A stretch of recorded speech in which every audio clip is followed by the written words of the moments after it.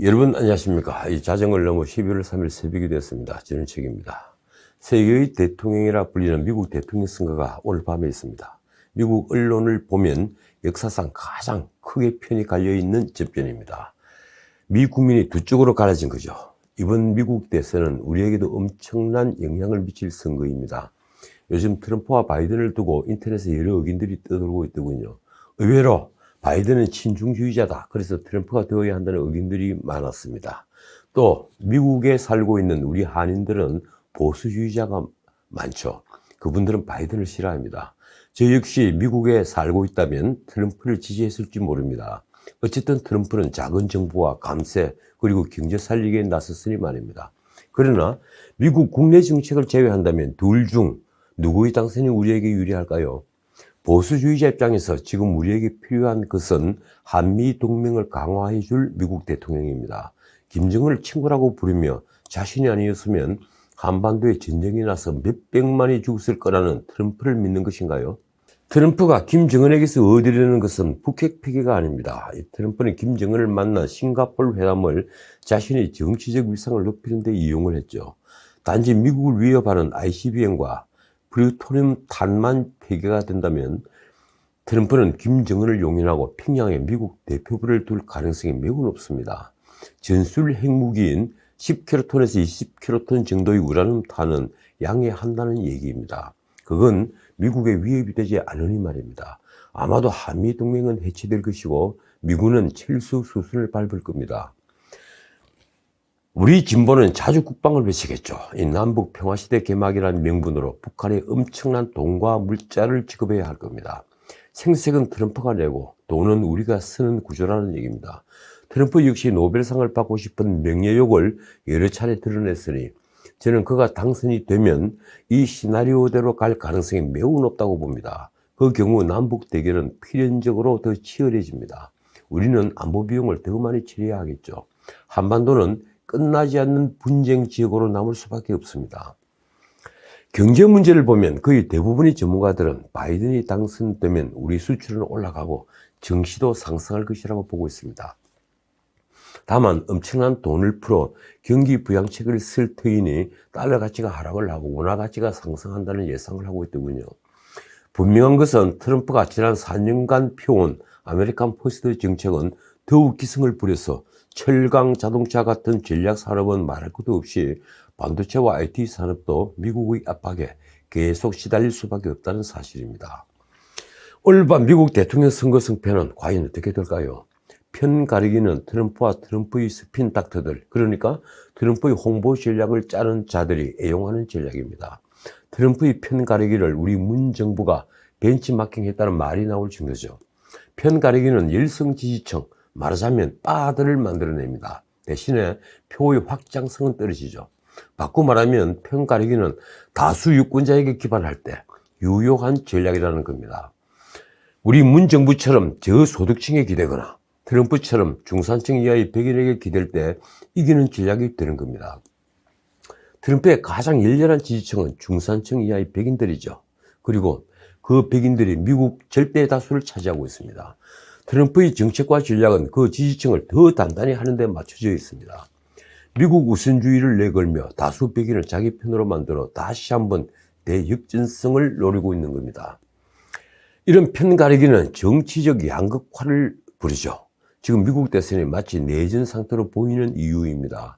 이미 60년 전 언론인 월터 리포먼은 여론이라는 책에서 선거를 탄환 대신에 투표용지를 쓰는 내전이라고 정의했습니다. 이 뉴스를 보니 뉴욕과 워싱턴의 상점들도 폭력 사태에 대비해서 방음막 공사들을 벌이고 있다 합니다. 지난 주말 트럼프 바이든 두 후보는 러스트 벨트로 불리는 펜실베니아와 미시간 등에서 총력전을 폈죠. 러스트 벨트는 몰락한 공업지대로 일자리를 잃은 백인 저소득층이 몰려있는 지역입니다. 바이든이 이 러스트 벨트를 되찾는다면 승리는 확실히 지지만 이곳에서 4년 전처럼 트럼프가 승리를 거둔다면 또다시 트럼프는 역전승을 할 가능성이 높습니다.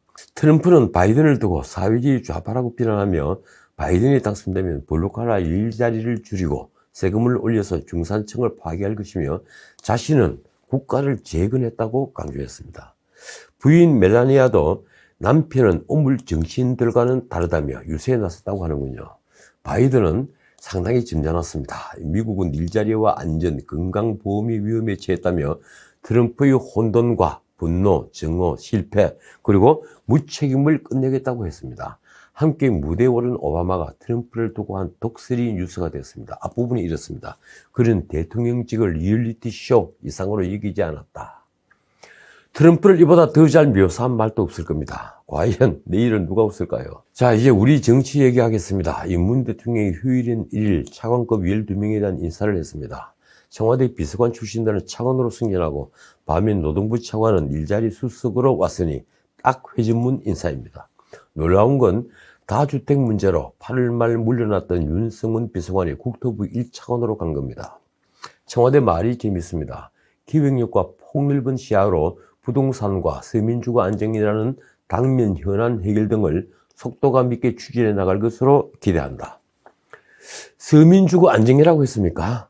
어쨌든 일단 부동산 정책 실패 책임을 김현미 장관 대신에 박선호 1차관에 진 셈인가요? 이번 인사 중에 일부는 여전히 다주택 상태라고 합니다. 청와대는 2주택을 가진 몇 분은 현재 처분 예정으로 의사 확인 후에 인사가 이루어졌다고 했습니다. 어쩌다가 1주택이 고위공직자 요건이 됐는지, 그리고 그게 또 내로남불인 것 같아서 씁쓸해하는 국민은 많을 겁니다. 그런데 언론의 관심은 곧 있을 개각에 있습니다. 문 대통령이 12월과 1월 두세 차례에 걸쳐 순차 개각을 한다는 소문은 이미 파다합니다. 청와대가 에드벌룬을 띄운 거죠. 대상자도 나와 있습니다. 김현미 국토부, 박능우 복지부, 강경화 외교부에다가 이중옥 여성부 장관 등이 우선 교체가 거론되는 장관들입니다. 강경화가 물러나면 기자들에게 K5로 불리던 그녀가 졸지에 K4가 됩니다. 홍남기 장관만 빼놓고 모두 교체 대상자로 거론되는 판이더군요. 이미 노영민 비서실장도 교체 대상자입니다. 그러니까 임명된 지 오랜 장관부터 먼저 교체를 한 뒤에 노영민 실장 교체 때 다시 2차 개각을 한다는 거죠. 2달 전부터 그 자리에 김현미 기용설, 유원회 기용설이 돌았습니다. 말하자면 실정을 해서 교체를 하는 게 아니라 오래 했으니까 물갈이를 해서 남은 임기 동안 권력 누수를 막겠다는 겁니다. 후진적 민주정이죠. 과연 이번 개각에는 총리가 제청하는 헌법적 절차를 지키는 걸까요? 겉으로는 지킬 겁니다. 그러나 장담하건대 정세균 총리가 개각에 어떤 역할도 하지 못할 겁니다. 역대 모든 정부가 그랬으니 말입니다. 그 정세균 총리도 대선 후보로 나서기 위해 물러난다는 말이 떠돌고 있습니다. 추미애 장관에 대한 검사들이 커밍아웃, 집단 반발은 어떻게 되고 있을까요?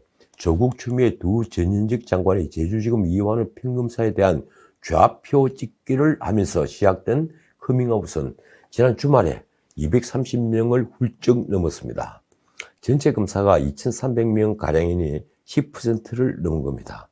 아직은 90%가 납작 엎드려 있거나 추 장관 편에 섰다고 기뻐해야 하는 겁니까? 댓글만 달면 개혁 대상이 되어버리니 참 검사들도 딱하게 됐습니다. 어쩌다가 대한민국 검사가 이렇게 전락한 겁니까? 아니면 법무부 장관들이 전락한 겁니까? 언론은 장관이 평검사 좌표를 찍어대니 쫄지 않을 수 없다는 식으로 기사를 쓰고 있습니다. 신문에 나온 어느 검사의 말이 이렇습니다. 현직 장관이 대놓고 평검사를 공격하는데 무슨 일을 당할지 어찌 알겠느냐. 조국과 추미애는 이완호 검사가 추 장관이 인사권, 수사지휘권, 감찰권 남용을 비판하자 이 검사가 과거 피의자 권리를 제한한 사건 기사를 공유했었죠.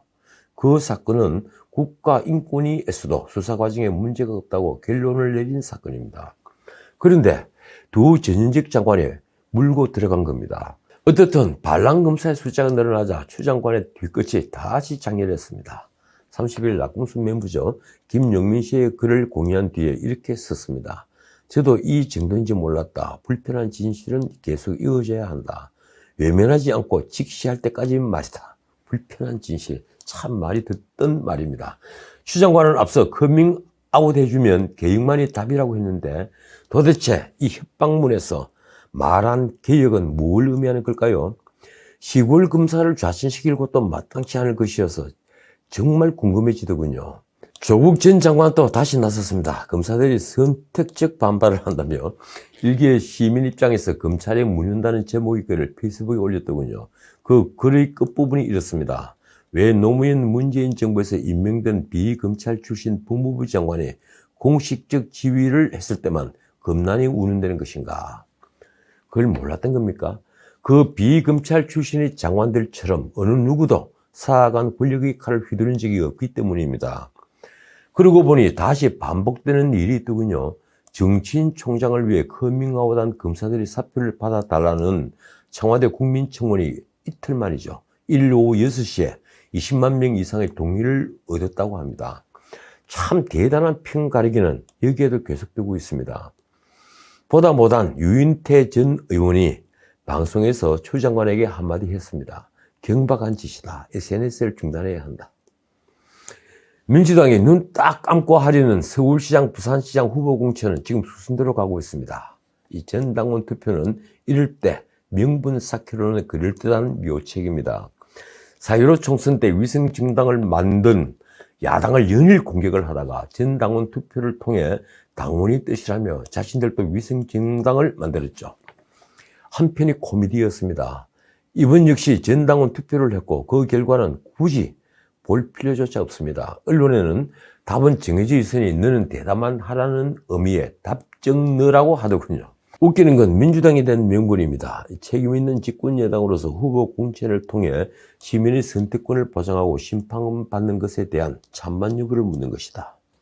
그러면서 민주당의 공천은 성추행 피해자에 대한 3차 가해라며 야당이 공세를 계속하자 민주당이 역공을 폈습니다. 탄핵당하고도 대선에 후보를 낸 것부터 사죄하라고 주장한 것이죠. 글쎄요, 비교할 걸 비교해야 하지 않겠습니까? 하나만 말하죠. 우선 지난 대선은 명칭이 보궐선거였지 임기 5년이 대통령을 뽑는 선거였습니다. 보궐선거가 아니라는 거죠. 그런데 일이 꼬이느라 그런지 이 전당원 투표의 효력이 논란이 됐습니다. 당헌상 전당원 투표가 성립되기 위해서는 투표율이 3분의 1 이상이어야 하는데 민주당이 어제 발표한 최종 투표율은 26.35%에 그치기 때문입니다. 말하자면 정숙수를 채우지 못한 거죠. 그런데도 민주당은 이번 투표가 여론조사 성격의 의견 수렴용 전당원 투표인 만큼 아무런 문제가 없다고 주장합니다. 전당원 투표는 의결 절차가 아니라는 거죠. 그래서 당무위원회의 안건 의결과 중앙위원회 투표로 당헌 개정이 완료가 되는 것이라고 친절한 설명을 덧붙였습니다. 쉽게 말하면 당헌을 바꾸기 위한 전당원 여론조사를 한 거라는 겁니다. 하긴 지난 4.15 총선 때 위성정당을 만드는 안건도 투표율은 30.6%에 그쳤고 그 위성정당과 선거 뒤 합당을 하는 건도 22.5%에 그쳤습니다. 어차피 공천은 할 것인데 명분을 어떻게 대든 절차를 어떻게 하든 무슨 상관이겠습니까? 그래도 있는 법도 대놓고 무시하는 걸 보니 가관이라는 생각을 합니다. 어쨌든 민주당이 서울 부산시장에 후보를 내면서 4월 재보선은 일이 커지게 됐습니다. 민주당이 만약 이 선거에서 패배한다면 문 정부의 레임덕은 걷잡을 수 없이 확대될 수 있습니다. 그래서인지 문 대통령은 자신의 과거 공언과 반대로 보궐선거 후보자를 내리고 당헌까지 바꾸는데도 이런 방구 말이 없습니다. 당청분리라는 거겠죠. 국민의힘이 붙인 현수막 글이 재밌더군요. 그때는 맞고 지금은 틀리다. 민주당 이낙연 대표도 좀 민망했던지 전당원 투표로 압도적 찬성으로 후보를 내게 됐다면서 박원순 시장 성추행 사건에 대해 다시 한번 사과를 표명했습니다. 그러면서 한 말이 이렇습니다. 당원들의 뜻이 모아졌다고 해서 저희 잘못이 면해지는 것은 아니다. 도대체 왜 이런 이율배반적인 말을 하는 걸까요? 야당 김종인 위원장도 그런 점에서는 만만치 않습니다. 이 박근혜 재판이 끝나면 전직 대통령 사건에 대해 대국민 사과를 하겠다. 김종인 위원장이 말이죠. 이 정권이 들어선 뒤에 벌어진 수많은 사건과 이 정권이 벌이고 있는 폭주에 대해서는 제대로 말 한마디 못하면서 과거 군사정권에 복무했던 그는 당대표로서 광주 5.18 묘역에 가서 꿇어앉아 사죄를 하더니만 이제 이명박 박근혜 두 정권에 대해서도 사죄를 하겠다고 합니다. 전에도 말씀드렸지만 지금 야당은 소급 입법까지 하면서 전두환, 노태우 두 전직 대통령을 내란죄로 처벌했던 YS 정권의 민자당 후신입니다. 그가 5.18 묘역에 사죄하려면 개인 자격으로 갔어야 했습니다. 도대체 김종인이 이명박 박근혜 두 대통령에 대해 무엇을 사과한다는 건가요? 그분은 민주당에 있었지 않습니까? MB가 유죄 판결을 받은 다스 돈 횡령에 대해 사과를 하겠다면 당은 소속 대통령의 연좌제 대상입니까? 저는 요즘 의문을 가지고 있습니다. 그가 서울 부산시장 후보를 거론하는 걸 보면 자신의 야망을 위해 온갖 상상력을 짜낸다고 봐야 하는 건가요? 아니면 상상력이 지극히 부족하다고 해야 하는 건가요?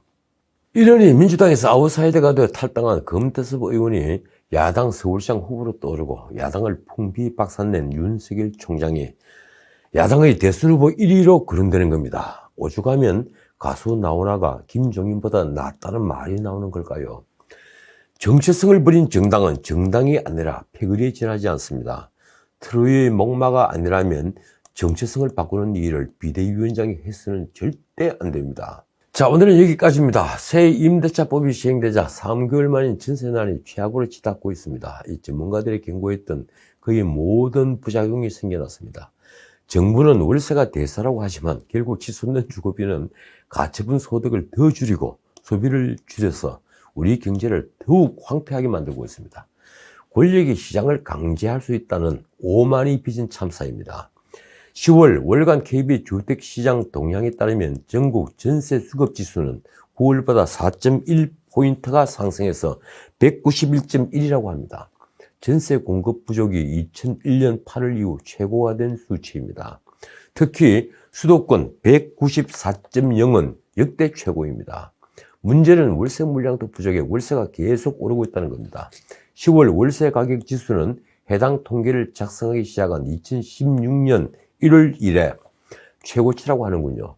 임대차법을 만든 장본인 홍남기 장관부터 뒷돈을 주어야 자기 집을 팔 수 있는 이런 불합리한 법을 언제까지 방치할 건가요? 권력의 오기입니까? 우리에게 007로 익숙한 배우 션 코네리가 향년 90세로 숨졌습니다.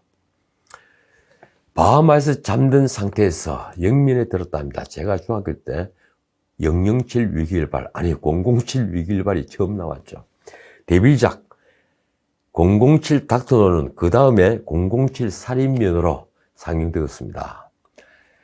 개인적으로 그가 출연한 영화 중에 007 시리즈보다는 언터처블을 인상 깊게 보았습니다. 아카데미 나무 조연상을 받았죠. 배우들은 수없이 맹렬하지만 한 시대가 가는 느낌을 받는 건 저뿐이 아닐 겁니다. 지금까지 저는 책이었습니다.